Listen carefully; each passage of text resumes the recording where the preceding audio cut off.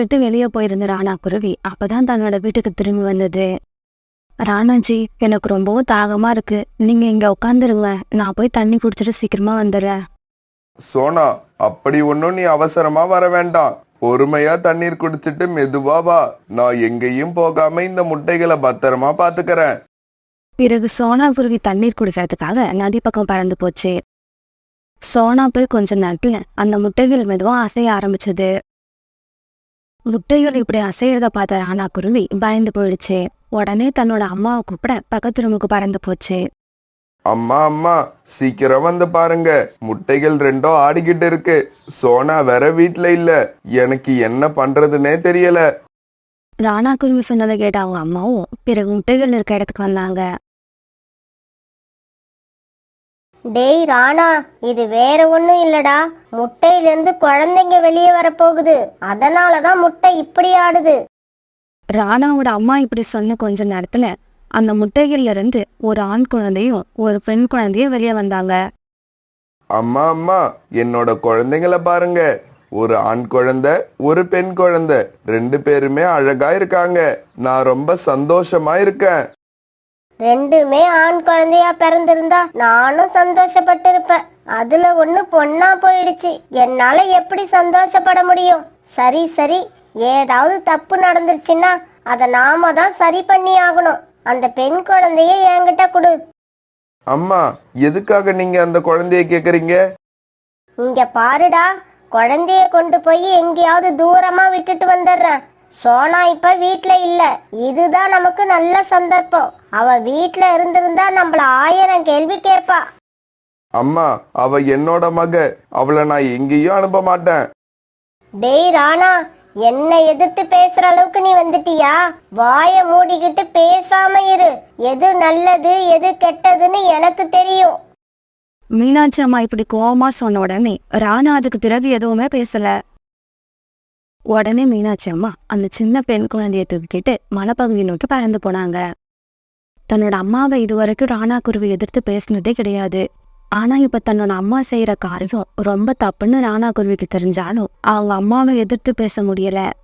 அதனால கண்ணீர் விட்டு அழுதுகிட்டே இருந்தது. இந்த பெண் குழந்தைய எங்கேயாவது கொண்டு போய் தூரமா விட்டுட்டு வந்துடணும். அதாவது அது மறுபடியும் நம்ம வீட்டுக்கு வந்துடவே கூடாது. இப்படி யோசிச்சுக்கிட்டே பறந்து போன மீனாட்சி அம்மா மலைப்பகுதியில இருந்த ஒரு மரத்தடியில அந்த குழந்தைய இறக்கி விட்டாங்க. இப்படி அந்த சின்ன பெண் குழந்தைய கழுகுகள் வாழ்ற இடத்துல தனியா விட்டுட்டு மீனாட்சி அம்மா தன்னோட வீட்டுக்கு பறந்து போனாங்க. அத்தை, நீங்க இவ்வளவு நேரம் எங்க போயிட்டு வரீங்க? இன்னொரு குழந்தை எங்கன்னு கேட்டா இவர் எதுவுமே பேசாம அழுதுகிட்டே இருக்காரு. நீங்களாவது சொல்லுங்க, இன்னொரு குழந்தை எங்க? அது ஆண் குழந்தையா பெண் குழந்தையா? அந்த குழந்தைய நான் இப்பவே பார்த்தாகணும். சோனா, நான் சொல்றதை கேட்டு தயவு செய்து கண் கலங்காத. உன்னோட இன்னொரு முட்டையிலிருந்து ஒரு பெண் குழந்தை இறந்தே பிறந்துச்சு. என்னது? என்னோட குழந்தை இறந்தே பிறந்துச்சா? பாத்தியா, குழந்தை இறந்து பிறந்த செய்தியை கேட்டதுக்கே இவ்வளவு கஷ்டப்படுற. இந்த நிலைமையில அந்த குழந்தையோட உடம்ப பார்த்தா எவ்வளவு கஷ்டப்படுவ. அதனாலதான் அந்த குழந்தையோட உடலை கொண்டு போய் நதியில விட்டுட்டு வந்த. இப்படி சொன்ன மீனாட்சி அம்மா உடனே கண்ணீர் சிந்தி அழுகுற மாதிரி நடிக்க ஆரம்பிச்சது. மீனாட்சி அம்மாவோட நடிப்பு உண்மை மாதிரி இருந்ததால சோனா குருவி அவங்க சொன்னது உண்மைன்னு நம்பிடுச்சு. உண்மை தெரிஞ்சும் அதை வாய் விட்டு சொல்ல தைரியம் இல்லாத ராணா குருவி அழுதுகிட்டு அப்படியே நின்னுச்சு. அன்னைக்கு சாயங்காலம் ஆச்சு. அந்த சின்ன பெண் குழந்தை எங்க போறதுன்னு தெரியாம அந்த மரத்தடியவே சுத்தி சுத்தி வந்துகிட்டு இருந்தது. அந்த சமயத்துல காய்கறி வியாபாரம் பண்ற ஒரு வயதான புறா வியாபாரத்தை முடிச்சுட்டு காலி கூடைய தூக்கிக்கிட்டு அந்த வழியா பறந்து வந்துகிட்டு இருந்தது. அந்த இடத்துல ஒரு பெண் குருவி குழந்தை தனியா தவிச்சுக்கிட்டு இருக்கத பார்த்த புறா அந்த குழந்தை கிட்ட போச்சு. இப்படி போன அந்த வயதான புறா அந்த இடத்துல அந்த குழந்தையோட அம்மா அப்பா யாராவது இருக்காங்களான்னு தேடி பார்த்தது. ஆனா அந்த புறாவோட கண்ணுக்கு யாருமே தென்படல. ஒரு சின்ன குழந்தைய இந்த இடத்துல யார் விட்டுட்டு போயிருப்பா? சரி, அது யாரா இருந்தாலும் இருந்துட்டு போகட்டும். இப்ப இந்த குழந்தைய நாம வீட்டுக்கு தூக்கிக்கிட்டு போவோம். குழந்தைக்கு உரியவங்க வந்து கேட்கிற வரைக்கும் இந்த குழந்தை நம்ம வீட்டுல இருக்கட்டும். இப்ப இந்த குழந்தைய நாம இப்படியே விட்டுட்டு போனா இதோட உயிருக்கே ஆபத்து. இப்படி யோசிச்ச அந்த வயதான புறா பிறகு கூடையில அந்த குழந்தைய தூக்கிட்டு தன்னோட வீட்டை நோக்கி பறந்து போச்சு. பிறகு தன்னுடைய வீட்டுக்கு போனதும் வயதான புறா அந்த குழந்தைக்கு சாப்பிட ருசியான பழங்களை கொடுத்தது. இந்த பெண் குழந்தை தான் எவ்வளவு அழகா இருக்கு. இந்த குழந்தைக்கு நாம பியூட்டின்னு கூப்பிடுவோம். இந்த குழந்தைய யாராவது வந்து வாங்கிக்கிட்டு போற வரைக்கும் நாம தான் பத்திரமா கவனிச்சு வளர்க்கணும். இப்படியே சில நாட்கள் நகர்ந்துச்சு. இப்ப குக்கு நல்லா வளர்ந்து பெரியவன் ஆயிட்டான். குக்குவோட அம்மா, அப்பா, அவனோட பாட்டி எல்லாருமே அவனை நல்லா கவனிச்சுக்கிட்டாங்க. இருந்தாலும் தான் கூட பிறந்த சகோதரி இறந்து போன விஷயத்த சோனா குருவி சொல்லி கேள்விப்பட்ட குக்குவுக்கு அடிக்கடி அந்த சகோதரியோட ஞாபகம் வந்துகிட்டே இருக்கும். தன்னோட சகோதரி ஞாபகம் வந்துருச்சுன்னா குக்கு அந்த சமயத்துல யாரு கூடவும் பேசாம ஒரு இடத்துல போய் மௌனமா உட்காந்துருப்பான். ஜக்கு, இன்னும் 2 நாள்ல ரக்ஷா பந்தன் வரப்போகுது. வாங்க, நாம ராக்கி விக்கிற கடைக்கு போய் ராக்கி வாங்கிக்கிட்டு வருவோம். ராஜி, ராக்கியை நாம வாங்க கூடாது. நம்மளோட அக்கா தங்கச்சிங்க தான் ராக்கி வாங்கி நமக்கு கட்டி விடுவாங்க. ஆமா, நமக்கு ராக்கி கட்டுறவங்களுக்கு நாம ஸ்வீட் பாக்ஸ் வாங்கி கொடுக்கணும்.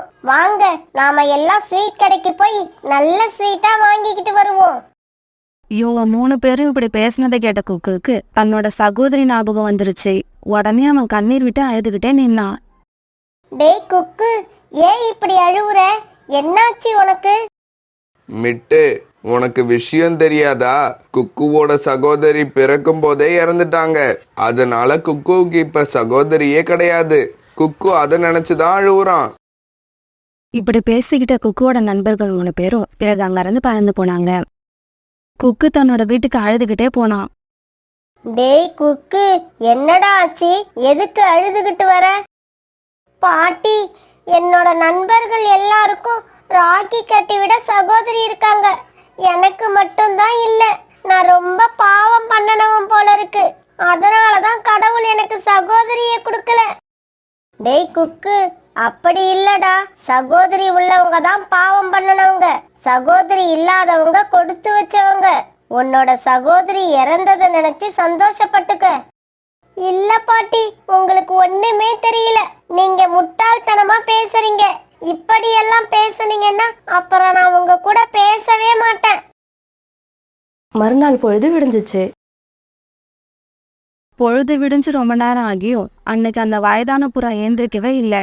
அன்னைக்கு அந்த புறாவுக்கு ரொம்பவும் காய்ச்சலா இருந்தது. பெரியப்பா, உங்களுக்கு ரொம்பவும் காய்ச்சலா இருக்கு. இன்னைக்கு நீங்க வியாபாரத்துக்கு போக வேண்டாம். பியூட்டி, இன்னைக்கு ரக்ஷாபந்தன். அதுக்கு வியாபாரம் பண்றதுக்காக நிறைய ராக்கி வாங்கி வச்சிருந்தேன். இன்னைக்கு அதை வியாபாரம் பண்ணலன்னா நாம போட்ட பணத்தை எடுக்க முடியாது. அதனால நான் இன்னைக்கு வியாபாரத்துக்கு போயே ஆகணும். பெரியப்பா, அத பத்தி நீங்க ஒன்னும் கவலைப்படாதீங்க. இன்னைக்கு வியாபாரத்துக்கு நான் போறேன். இருக்கிற ராக்கி எல்லாத்தையும் வித்துட்டு வரேன். பிறகு பியூட்டி இருந்த எல்லா ராக்கியையும் ஒரு கூடையில எடுத்து வச்சுக்கிட்டு வியாபாரத்துக்கு போச்சு. ராக்கி வாங்குங்கம்மா, ராக்கி. உங்களோட அன்பான சகோதரருக்கு கட்டிவிட என்கிட்ட அழகான ராக்கி இருக்கு. பிறகு அந்த மார்க்கெட்ல இருந்த நிறைய பேரு பியூட்டி கிட்ட வந்து ராக்கி வாங்கினாங்க. அன்னைக்கு சாயங்காலம் ஆச்சு. பியூட்டி கிட்ட இருந்த எல்லா ராக்கியும் வித்துடுச்சு. ஒரே ஒரு ராக்கி மட்டும்தான் பாக்கி இருந்தது. பியூட்டி உடனே அந்த கூடையை தூக்கிட்டு மறுபடியும் தன்னோட வீட்டுக்கு பறந்து போச்சு. அந்த சமயத்துல குக்கு தன்னோட வீட்டு வாசல்ல சோகமா உட்கார்ந்திருந்தான். குக்குவோட சோகமான முகத்தை பார்த்த பியூட்டி உடனே குக்கு கிட்ட போச்சு. தம்பி, நான் எடுத்துக்கிட்டு வந்த எல்லா ராக்கியையும் வித்துட்டேன். இந்த ஒரே ஒரு ராக்கி தான் என்கிட்ட பாக்கி இருக்கு. பியூட்டி தன்னை தம்பின்னு கூப்பிட்டதும் குக்குவுக்கு ரொம்ப சந்தோஷமா இருந்தது. அவனோட கண்ல இருந்து அவனையும் அறியாம கண்ணீர் வந்துடுச்சு. அக்கா, அந்த ராக்கியை எனக்கு கொடுங்க. குக்கு இப்படி கேட்டதும் பியூட்டியும் அந்த ராக்கி எடுத்து குக்கு கிட்ட கொடுத்தது. அக்கா, நீங்க என்ன தம்பின்னு கூப்பிட்டதாலதான் நான் இந்த ராக்கியை உங்ககிட்ட இருந்து வாங்கினேன். ஆனா எனக்கு சகோதரி யாருமே கிடையாது. நீங்க என்ன தம்பின்னு கூப்பிட்டதால இந்த ராக்கியை நீங்களே எனக்கு கட்டி விடுறீங்களா? தம்பி, எனக்கும் அண்ணன் தம்பி யாரும் கிடையாது. நீ இப்படி கேட்டது எனக்கு ரொம்ப சந்தோஷமா இருக்கு. இந்த ராக்கியை உனக்கு நானே கட்டி விடுறேன். இப்படி சொன்ன பியூட்டி பிறகு குக்குவுக்கு அந்த ராக்கியை கட்டி விட்டது. அக்கா, கொஞ்சம் வீட்டுக்குள்ள வாங்க. நான் உங்களுக்கு ஒரு பரிசு கொடுக்க ஆசைப்படுறேன். இப்படி சொல்லி பியூட்டியை வீட்டுக்குள்ள அழைச்சிட்டு போன குக்கு வீட்டுல இருந்த ஸ்வீட் பாக்ஸை எடுத்து பியூட்டி கிட்ட கொடுத்தான். அந்த சமயத்துல வெளியே போயிருந்த ராணா குருவி, சோனா குருவி, குக்குவோட பாட்டி இவங்க 3 பேரும் வீட்டுக்குள்ள வந்தாங்க. குக்கு, இந்த பொண்ணு யாரு? இவள பாக்குறதுக்கு உன்னோட அக்கா மாதிரியே இருக்கு. உடனே வந்தவங்க கிட்ட குக்கு நடந்த கதை எல்லாத்தையும் சொன்னான். ராணா குருவிக்கு பியூட்டிய பார்த்த உடனே இது நம்ம குழந்தையா இருக்குமோன்னு சந்தேகம் வந்துருச்சு. பாப்பா, நீ ரொம்ப அழகா இருக்க. உன்னோட அப்பா அம்மா யாரு? என்னோட பேரு பியூட்டி. இப்படி ஆரம்பிச்ச பியூட்டி தன்னோட கதை எல்லாத்தையும் சொல்லி முடிச்சது. என்னோட அப்பாவும் அம்மாவும் நான் தேவையில்லைன்னு நினைச்சு என்னை கொண்டு போய் மலைப்பகுதியில விட்டு இருக்காங்க. அந்த அளவுக்கு நான் என்ன தப்பு பண்ணனேன்னு எனக்கு தெரியல. குக்குவோட அப்பா, இவளை பார்க்கும்போது குக்குவோட சகோதரி மாதிரியே இருக்கா. பேசாம இவளை வளர்க்குறவங்க கிட்ட போய் சொல்லிட்டு இவளை நாமளே நம்ம வீட்டுக்கு அழைச்சிட்டு வந்துருவோம். சோனா குருவி இப்படி சொன்னதும் மீனாட்சி அம்மாவுக்கு கோபம் வந்துருச்சு. சோனா, உனக்கு என்ன பைத்தியமா பிடிச்சிருக்கு? ஒரு பெண் குழந்தை நம்ம வீட்டுக்கு தேவையில்லை. அதனால யாரும் அதை பத்தி எதுவும் பேசாதீங்க. அம்மா, உங்களுக்கு பயந்து இவ்வளவு நாளா நான் பேசாம இருந்தேன். ஆனா இதுக்கப்புறம் அப்படி இருக்க மாட்டேன்.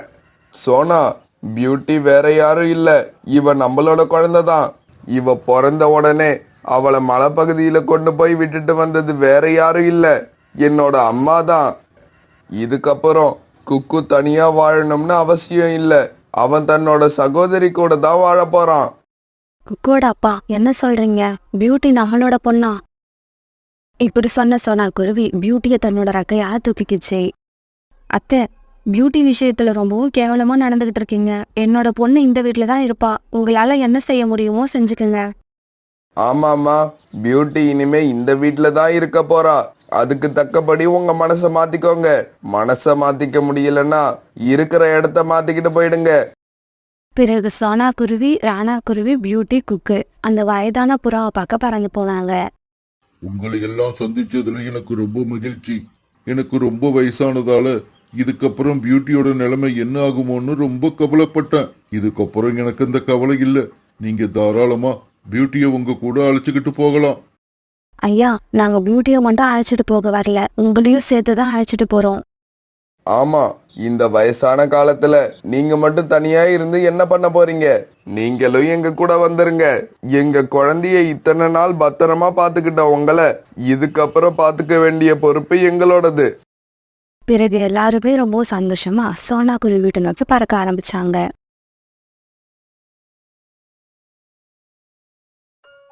அம்மா அப்பாவை சின்ன வயசுலயே இழந்த ராணா குருவி தன்னோட 2 தங்கச்சிங்களையும் ரொம்ப அன்பா வளர்த்து வந்துச்சு. ராணா குருவி தன்னோட தங்கச்சிகளான வாணி, ராணி இவங்களோட கல்யாணத்துக்காக ரொம்ப கஷ்டப்பட்டு காசு சேர்த்துக்கிட்டு இருந்துச்சு. இந்த வேலைன்னு இல்லாம யார் எந்த வேலை கொடுத்தாலும் ராணா குருவி தயங்காம செய்யும். இப்படி எல்லா வேலையும் செஞ்சு அதுல கிடைக்கிற பணத்தை தங்கச்சிங்களுக்காக பத்திரமா சேர்த்து வச்சுக்கிட்டு இருந்தது ராணா குருவி. வாணி, நான் வேலை விஷயமா வெளியில போறேன். உங்களுக்கு ஏதாவது வாங்கணும்னா சொல்லுங்க, நான் வரும்போது வாங்கிக்கிட்டு வரேன். அண்ணா, நீயும் தான் எங்க மேல எவ்வளவு அன்பா இருக்க. எங்களுக்கு நினைவு தெரிஞ்சதுல இருந்து இன்னைக்கு வரைக்கும் அம்மா அப்பா இல்லையேன்னு நாங்க கவலைப்பட்டதே கிடையாது. ஏன்னா நீ எங்க மேல அந்த அளவு அன்பு காட்டுற. அண்ணன்னா அப்படிதாம்மா இருக்கணும். தன்னோட தங்கச்சிங்க மேல இவ்வளவு அன்பு வச்சிருக்கவன் மட்டும்தான் தன்னை ஒரு அண்ணன்னே சொல்லிக்க முடியும். இப்படி சொன்ன ராணா குருவி தன்னோட வேலைய வெளியில கிளம்பி போச்சு.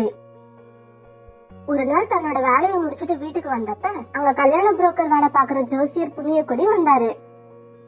என்ன புரோக்கர் சார், என் தங்கச்சிங்களுக்கு ஏதாவது மாப்பிள்ளை கிடைச்சாங்களா? ராணா, உங்க தங்கச்சிங்க கல்யாணம் தாமதமாக நீங்க தான் காரணம். என்னது, நான் தான் காரணமா? என்ன சொல்றீங்க? ராணா, உன்னோட ஜாதகத்தை நேத்து தான் நான் பார்த்தேன். அப்பதான் எனக்கே இந்த விஷயம் தெரிஞ்சது. உன்னோட ஜாதகப்படி உனக்கு கல்யாணம் நடந்ததுக்கு அப்புறம் தான் உன் தங்கச்சிங்களுக்கு கல்யாணம் ஆகும். முடியாது, இதுக்கு நான் ஒத்துக்கவே மாட்டேன். ஆனா புரோக்கர் இப்படி சொன்னதை கேட்ட வாணிக்கும் ராணிக்கும் ரொம்ப சந்தோஷமா இருந்துச்சு. அண்ணா அண்ணா, நீ முதல்ல கல்யாணம் பண்ணிக்கோ அண்ணா. உன் கல்யாணத்தை நினைக்கவே எங்களுக்கு ரொம்ப சந்தோஷமா இருக்கு. இப்படி வாணியும் ராணியும் மாறி மாறி பேசி ராணா குருவியை ஒரு வழியா கல்யாணத்துக்கு சம்மதிக்க வச்சாங்க. பிறகு ஒரு நல்ல நாள்ல ரூபி குருவிக்கும் ராணா குருவிக்கும் கல்யாணம் நடந்தது. கல்யாணம் முடிஞ்சு ராணா குருவியும் ரூபி குருவியும் வீட்டுக்கு வந்தாங்க. ரூபி குருவி மேல வாணியும் ராணியும் ரொம்ப பாசமா இருந்தாங்க. அதே மாதிரி ரூபி குருவியும் தன்னோட கணவர் தங்கச்சிகளான ராணியையும் வாணியையும் ரொம்ப நல்லா கவனிச்சுக்குச்சு. ஒரு நாள் ராணா குருவி ரூபி குருவி கிட்ட இப்படி சொல்லுச்சு. ரூபி, 2 தங்கச்சிங்களை வீட்டுல வச்சுக்கிட்டு நம்ம எப்படி கல்யாணம் பண்றதுன்னு ரொம்ப பயந்தேன். என் தங்கச்சிங்களை கொடுமைப்படுத்துவியோன்னு நினைச்சேன். ஆனா நீ என் நினப்பு எல்லாத்தையும் பொய்யாக்கிட்ட. நீ என் தங்கச்சிங்க மேல ரொம்ப அன்பா இருக்கிறத பார்க்க எனக்கு ரொம்ப சந்தோஷமா இருக்கு. இப்ப அந்த காட்டுல 4 பேரும் ரொம்ப சந்தோஷமா வாழ்க்கையை நடத்திக்கிட்டு இருந்தாங்க. இப்படியே சில நாட்கள் நகர்ந்துச்சு. கொஞ்ச நாள் கழிச்சு ரூபி குருவியோட தம்பி தன்னோட அக்காவை பாக்குறதுக்காக ராணா குருவி வீட்டுக்கு வந்துச்சு. வாடா தம்பி வா, என்ன திடீர்னு வந்திருக்க? நான் உன்னை எத்தனையோ நாளா கூப்பிட்டு இருக்கேன், அப்பெல்லாம் வராதுன்னு இப்ப வந்திருக்கத பாக்கும்போது எனக்கு ரொம்ப ஆச்சரியமா இருக்கு. அக்கா, எனக்கு கொஞ்சம் அவசரமா பணம் வேணும். நீ இல்லைன்னு சொல்லாம கொடுப்பன்னு உன்னை நம்பி வந்திருக்கேன். தம்பி, நீ சொல்றது உண்மைதான். வீட்டுல பணம் இருக்குதான். ஆனா அந்த பணம் ராணாஜி தன்னோட தங்கச்சிங்க கல்யாணத்துக்காக சேர்த்து வச்சிருக்க பணம். அந்த பணத்தை ராணாஜியை கேட்காம எடுக்க முடியாது. இன்னும் எவ்வளவு நாள் தான் மாமா தங்கச்சிங்கன்னு அவங்க கல்யாணத்துக்கே பணம் சேர்த்துக்கிட்டு இருப்பாரு? உங்களுக்கு குழந்தை பிறக்காதா? அவங்களுக்காக பணம் சேர்த்து வைக்க மாட்டீங்களா? நீ என்னடா சொல்ற? அக்கா, மாமாவை இப்படியே விட்டுக்கிட்டு இருந்தீங்கன்னா அவர் சம்பாதிக்கிறதெல்லாம் தங்கச்சிங்களுக்கு மட்டும்தான் செலவு பண்ணுவாரு. உனக்கும் உன் பிள்ளைங்களுக்கும் எதுவும் கிடைக்காது. அதுக்கு என்னதாண்டா பண்ண சொல்ற? நீ பெருசா எதையும் பண்ண வேண்டாம். அவரோட தங்கச்சிங்க மேல நீ பொழியிற பாச மழைய முதல்ல நிறுத்து. அப்புறம் சந்தர்ப்பம் கிடைக்கிறப்ப அந்த தங்கச்சிங்க 2 பேரையும் வீட்டை விட்டு விரட்டு. நான் சொன்ன மாதிரி நீ செய்யலன்னு வச்சுக்கியேன், கடைசியா உனக்கும் உன் குழந்தைங்களுக்கும் பிச்சை எடுக்க அலுமினிய பாத்திரம் கூட மிஞ்சாது. தன்னோட தம்பி சொல்றது எல்லாமே ரூபிக்கு உண்மைதானு தோணுச்சு. இப்படி யோசிச்ச ரூபி தன்னோட தம்பிக்கு கொஞ்சம் பணத்தை கொடுத்துச்சு. தம்பி, இந்த பணத்தை வச்சு உன்னோட வேலைய பாரு. அப்புறம் ஒரு விஷயம், இந்த பணத்தை நான் கொடுத்தேன்னு யார்கிட்டயும் சொல்லிடாத. எந்த கெட்ட எண்ணமும் இல்லாத இருந்த தான் அக்காவோட மனசுல விஷத்தை கலந்த தம்பி குருவி பணத்தை எடுத்துக்கிட்டு பறந்து போச்சு. தம்பி வந்துட்டு போனதுக்கு அப்புறம் ரூபியோட நடவடிக்கைகள் மாற ஆரம்பிச்சது. ஒரு நாள் வாணியையும் ராணியையும் கூப்பிட்ட ரூபி குருவி இப்படி சொல்லுச்சு. வாணி, இன்னைக்கு சமையல நீ செஞ்சது. அன்னைக்கு உடம்பெல்லாம் ரொம்ப வலியா இருக்கு. சமையல நான் பாத்துக்கிறேன் அண்ணி, நீங்க நல்லா ஓய்வெடுங்க. இனிமே நீங்க கிச்சன் பக்கம் வரவே வேணாம். ராணி, நீ போய் காட்டுல இருந்து கொஞ்சம் காஞ்ச விறகெல்லாம் எடுத்துட்டு வா. உங்க அண்ணனே எல்லா வேலையும் செஞ்சு ரொம்ப களைச்சு போயிருக்காரு. ரூபி இப்படி சொன்னதுல இருந்து எல்லா வேலையும் வாணியும் ராணியுமே பார்க்க ஆரம்பிச்சாங்க. ரூபி எந்த வேலையும் செய்யாம நல்லா ஓய்வெடுக்க ஆரம்பிச்சது. ஒரு நாள் ரூபிக்காக 2 முட்டை இட்டது. முட்டை இட்டதுல இருந்து அது சந்தோஷமாவே இல்ல. அதுக்கு காரணம் ரூபியோட தம்பி அன்னைக்கு சொல்லிட்டு போன வார்த்தையெல்லாம் ரூபியோட காதுல எதிரொலிச்சுக்கிட்டே இருந்துச்சு. இதனால ரூபி வாணியையும் ராணியையும் கூப்பிட்டு இப்படி பேச ஆரம்பிச்சது. வாணி, ராணி, இதுக்கு மேல இந்த வீட்டுல நான் இருக்க மாட்டேன். இந்த முட்டைகளை எடுத்துக்கிட்டு நான் இப்பவே போறேன். அண்ணி, என்ன நடந்துச்சுன்னு சொல்லுங்க. ஏன் இப்படி பேசுறீங்க? அண்ணி, நாங்க என்ன தப்பு பண்ணிருந்தாலும் மன்னிச்சிருங்க. அதுக்காக வீட்டை விட்டு போறேன்னு சொல்லாதீங்க. நீங்க 2 பேருமே யோசிச்சு பாருங்க. எனக்கு இப்ப 2 குழந்தைங்க பிறக்க போறாங்க. அவங்க வளர வளர எவ்வளவு செலவு ஆகுங்கிறது உங்களுக்கே தெரியும். ஆனா உங்க அண்ணன் வேற இன்னும் உங்க 2 பேருக்காகவும் உழைச்சு சம்பாரிச்சுக்கிட்டே இருக்காரு. எங்களை பத்தி நினைச்சு பார்க்க கூட அவருக்கு நேரம் இல்ல. அண்ணி, அப்படி எல்லாம் பேசாதீங்க. அண்ணன் உங்க மேல ரொம்ப அன்பு வச்சிருக்கு. நீங்க வீட்டை விட்டு போனீங்கன்னா அண்ணனால அதை தாங்கிக்கவே முடியாது. அப்படி உங்க அண்ணனை கஷ்டப்படுத்த கூடாது, சந்தோஷமா இருக்கணும்னு நீங்க நினைச்சீங்கன்னா இந்த வீட்டை விட்டு நீங்க 2 பேரும் வெளியில போகணும். இதை விட்டா வேற வழியே இல்ல. இத கேட்ட வாணி ராணி 2 பேரும் ரொம்ப அதிர்ச்சியானாங்க. கண்ணீர் விட்டு அழுதாங்க. அண்ணி, இந்த உலகத்துல அண்ணனை விட்டா எங்களுக்கு வேற யாரையும் தெரியாது. எங்களை வெளியில போக சொன்னா நாங்க எங்க போவோம்? நீங்க இப்படி சொல்லுவீங்கன்னு தெரிஞ்சுதான் நான் என் முட்டைகளை எடுத்துக்கிட்டு வெளியில கிளம்பினேன். நீங்க உங்க அண்ணன் கூட இதே வீட்டுல சந்தோஷமா இருங்க. நானும் என் குழந்தைங்களும் எங்கேயாவது போய் பிச்சை எடுத்து பழிச்சுக்கிறோம். ரூபி இப்படி சொல்ல வேற வழி இல்லாத வாணியும் ராணியும் அழுதுகிட்டே வீட்டை விட்டு வெளியில போனாங்க. அன்னைக்கு சாயங்காலம் வேலைக்கு போன ராணா குருவி வீட்டுக்கு திரும்பிச்சு. ரூபி, வாணி ராணி என்னை எதிர்பார்த்து வாசல்லே காத்துக்கிட்டு இருப்பாங்களே, எங்க காணோம்? ராணாஜி, அவங்க 2 பேரையும் காலையிலே சில பொருட்கள் வாங்கறதுக்காக மார்க்கெட்டுக்கு அனுப்பினேன். ஆனா அவங்க இன்னும் வரல. நீங்க சீக்கிரம் போய் அவங்கள தேடி பாருங்க. எனக்கு ரொம்ப பயமா இருக்கு. ரூபி பயப்படாம இரு, நான் இப்பவே போய் அவங்கள தேடி பார்த்து எங்க இருந்தாலும் அழைச்சுக்கிட்டு வரேன். இப்படி சொல்லிட்டு பறந்து போன ராணா குருவி காடு பூரா தேடி பார்த்தோம். வாணியும் ராணியும் எங்கேயும் கிடைக்கவே இல்ல. இதனால மனமுடைஞ்சு போன ராணா குருவி தன்னோட வீட்டுக்கு திரும்பிச்சு. வீட்டுக்கு வந்த ராணா குருவி துக்கம் தாங்காம அழ ஆரம்பிச்சது. ரூபி, என் தங்கச்சிங்களை இந்த காடு பூரா நான் தேடி பார்த்துட்டேன், எங்கேயுமே காணோம். அவங்க எங்க போனாங்களோ, என்ன ஆனாங்களோ? ராணாஜி அழாதீங்க. உங்களோட நல்ல மனசுக்கு உங்க தங்கச்சிங்க கஷ்டப்பட மாட்டாங்க. கடவுள் அவங்கள காப்பாத்துவாரு. வீட்டை விட்டு பறந்து வந்த வாணியும் ராணியும் எங்க போறதுன்னு தெரியாம பறந்து பறந்து ரொம்ப தூரம் வந்துட்டாங்க. இப்படி ரொம்ப தூரம் பறந்து வந்த இவங்க களைச்சு போனதாலையும் இருட்ட ஆரம்பிச்சதாலையும் ஒரு மரத்தடியில உட்கார்ந்தாங்க. இப்படி உட்கார்ந்த இவங்க அடுத்து என்ன பண்றதுன்னு தெரியாம அழ ஆரம்பிச்சாங்க. இந்த சமயத்துல அந்த பக்கமா வீட்டுக்கு போன கோரிக்காகவும் இவங்க 2 பேரையும் பார்த்துட்டு அவங்க கிட்ட போச்சு. ஏய், நீங்க 2 பேரும் யாரு? எதுக்கு இங்க வந்து உட்கார்ந்து அழுதுட்டு இருக்கீங்க, அதுவும் இந்த நேரத்துல? கோரிக்காக திடீர்னு இப்படி வந்து கேட்ட உடனே வாணியும் ராணியும் என்ன பதில் சொல்றதுனே தெரியாம தொடர்ந்து அழுதுகிட்டே இருந்தாங்க. யாரையாவது லவ் பண்ணி ஓடி வந்துட்டீங்களா? இல்ல, லவ் பண்ணவன் உங்களை ஏமாத்திட்டானா? எதுக்காக அழுவுறீங்க சொல்லுங்க. ஆண்டி, நாங்க நீங்க நினைக்கிறப்பலாம் இல்ல. இப்படி சொன்ன வாணியும் ராணியும் தங்களோட கதைய தெளிவா கோரிக்காகத்துக்கிட்ட சொன்னாங்க.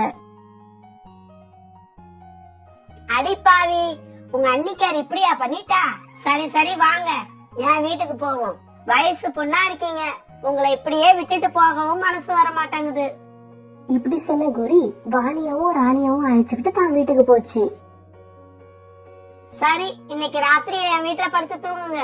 நாளை காலையில உங்க வீட்டுக்கு வந்து உங்க அன்னிக்காரிய 4 கேள்வி நறுக்குன்னு கேட்டுட்டு உங்க அண்ணன் கிட்ட நடந்ததெல்லாம் சொல்லி உங்களையும் வீட்டுல விட்டுட்டு வரேன். ஆண்டி, அப்படி செய்யக்கூடாது. நாம அப்படி செஞ்சா அண்ணி அண்ணனை விட்டுட்டு போயிடுவாங்க. நாங்க எவ்வளவு கஷ்டப்பட்டாலும் பரவாயில்ல, எங்க அண்ணன் குடும்பத்தோட சந்தோஷமா இருக்கணும். அப்படியா? சரி, நீங்க உங்க வீட்டுக்கு போறது போகாம இருக்கிறதும் உங்க இஷ்டம். நான் ஒரு சின்ன ஹோட்டல் நடத்திட்டு இருக்கேன், அங்க வந்து நீங்க 2 பேரும் வேலை செய்றீங்களா? கோரிக்காக இப்படி கேட்க வாணியும் ராணியும் ரொம்ப சந்தோஷமா ஒத்துக்கிட்டாங்க. கோரிக்காக ஹோட்டல்ல வேலை பார்த்துட்டு அது வீட்லயே தங்கிக்கவும் செஞ்சாங்க. தங்கச்சிங்க 2 பேரும் காணா போனதுல இருந்து ராணா குருவிக்கு உடல்நிலை சரியில்லாம போயிடுச்சு. இந்த நிலைமையில ரூபி குருவியோட முட்டையில இருந்து குழந்தைங்களும் வெளியே வந்துடுச்சு. ராணாஜி, எழுந்திருச்சு பாருங்க, நமக்கு ஒரு ஆண் குழந்தையும் பெண் குழந்தையும் பிறந்திருக்காங்க. இதுக்கப்புறமாவது காணாம போன தங்கச்சிங்களை மறந்துட்டு நம்ம குழந்தைங்களை நினைச்சு பாருங்க. வீட்டுல எந்த மல்லிகை பொருளும் இல்ல, குழந்தைங்களுக்காகவாது கொஞ்சம் வெளியில போய் உணவு வாங்கிட்டு வாங்க. ரூபி, என்னால ஒரு பக்கம் காலையும் ரெக்கையையும் அசைக்கவே முடியல. சீக்கிரம் போய் டாக்டர் அழைச்சுக்கிட்டு வா. பிறகு ரூபி போய் டாக்டர் அழைச்சுக்கிட்டு வர, ரூபி, உங்க கணவருக்கு பக்கவாதம் வந்திருக்குன்னு நினைக்கிறேன். இவரால இனிமே நடக்கவோ பறக்கவோ முடியாது. டாக்டர், இதை எப்படி சரி பண்றது? ஏதோ ஒரு விஷயத்துல இவர் மனசு ரொம்ப பாதிக்கப்பட்டிருக்கு. ஒருவேளை அது சரியானா இவரோட நோயும் சரியாவறதுக்கு சான்ஸ் இருக்கு. என்னங்க, நம்ம குழந்தைங்க பசியில கத்துதுங்க, கொஞ்சம் நம்ம குழந்தைங்கள பாத்துக்கோங்க. நான் போய் உங்களுக்கும் குழந்தைங்களுக்கும் ஏதாவது உணவு வாங்கிட்டு வரேன். இப்படி சொல்லிட்டு பறந்து போன ரூபிக்கு யாருமே உணவு கொடுக்கல. இப்படியே ரொம்ப தூரம் பறந்த ரூபி கடைசியா கோரியோட ஹோட்டலுக்கே வந்துடுச்சு. அம்மா, அம்மா, என் புருஷனும் 2 குழந்தைங்களும் ரொம்ப பசியில இருக்காங்கம்மா, சாப்பிட ஏதாவது கொடுங்கம்மா. கெட்டது போ, நானே இன்னும் போனி ஆகலையேன்னு உட்கார்ந்துருக்கேன். இதுல நீ வேற பிச்சை கேட்டு வந்துட்ட. போய் அப்படி ஓரமா உட்காரு. யாராவது கஸ்டமர் வந்தா வியாபாரம் பண்ணிட்டு அப்புறம் உனக்கு பிச்சை போடுறேன். அப்ப ஹோட்டல்ல இருந்து வெளியில வந்த ராணியையும் வாணியையும் ரூபி பாத்துடுச்சு. வாணி, ராணி. ரூபி கூப்பிட்டதை கேட்ட வாணியும் ராணியும் ரூபி கிட்ட போனாங்க. அண்ணி, எப்படி இருக்கீங்க? எதுக்கு இவ்வளவு தூரம் வந்திருக்கீங்க? ரூபி உடனே நடந்தது எல்லாத்தையும் அழுதுகிட்டே வாணி கிட்டயும் ராணி கிட்டயும் சொல்லுச்சு. அப்ப அங்க கோரியும் தோசையை எடுத்துக்கிட்டு வந்துச்சு. இந்தாமா, இந்த தோசையை எடுத்துக்கிட்டு போ. ஆமா, நீங்க என்னடி பிச்சை எடுக்க வந்தவங்க கூட பேசிட்டு இருக்கீங்க? ஆண்டி, உங்க பிச்சைக்காரி இல்ல, இதுதான் எங்க அண்ணி. ஓஹோ, இவதான் உங்க 2 பேரையும் வீட்டை விட்டு விரட்டின அண்ணியா? தெரிஞ்சிருந்தா நான் இந்த தோசையும் கொடுத்திருக்க மாட்டேன். என்ன திட்டாதீங்க, நான் ஏற்கனவே ரொம்ப நொந்து போயிருக்கேன். மத்தவங்களுக்கு கெடுதல் செய்ய நினைச்சா ஒரு நாள் இல்ல ஒரு நாள் இப்படி நொந்து நூலாதான் போய் ஆகணும். ஆன்ட்டி, நாங்க போய் எங்க அண்ணனை பாத்துட்டு வரோம். இருங்கடி, இன்னும் கொஞ்சம் சாப்பாடு தரேன், அதையும் எடுத்துட்டு போங்க. இங்க பாருங்கடி, அண்ணனை பார்த்த சந்தோஷத்துல வீட்லயே இருந்துடாதீங்க, நாளைக்கு வேலைக்கு வாங்க. இந்த காலத்துல யாரா இருந்தாலும் சொந்த கால்ல நின்னாதான் மதிப்பும் மரியாதையும் கிடைக்கும். வாணியையும் ராணியையும் பார்த்த அவங்க அண்ணன் ராணா குருவி அதையும் அறியாம எழுந்திருச்சு நினைச்சு. வாணி, ராணி, நீங்க 2 பேரும் நல்லா இருக்கீங்களாமா? அண்ணன் உங்களை எங்கெங்கெல்லாமோ தேடி பார்த்தோமா, நீங்க கிடைக்கல. ஆமா, இவ்வளவு நாள் எங்க இருந்தீங்க? யாருகிட்ட இருந்தீங்க? அண்ணா, வீட்டை விட்டு போன எங்களுக்கு கோரி ஆன்ட்டி கடைகளை கொடுத்து அவங்க கடையில வேலையும் கொடுத்தாங்க. தான் கணவர் குணமானதை கண்டு ரொம்ப சந்தோஷப்பட்ட ரூபி இப்படி சொல்லுச்சு. வாணி, உங்க 2 பேரையும் வீட்டை விட்டு வேணும்னே நான் தான் வெளியில அனுப்புனேன். அது பெரிய தப்புன்னு இப்ப உணர்ந்துட்டேன், என்ன மன்னிச்சிருங்க. இப்படி தான் வீட்லயே மறுபடியும் வந்து சேர்ந்த வாணியும் ராணியும் கோரிக்காக கடையில வேலை பார்த்துக்கிட்டு ரொம்ப சந்தோஷமா இருந்தாங்க.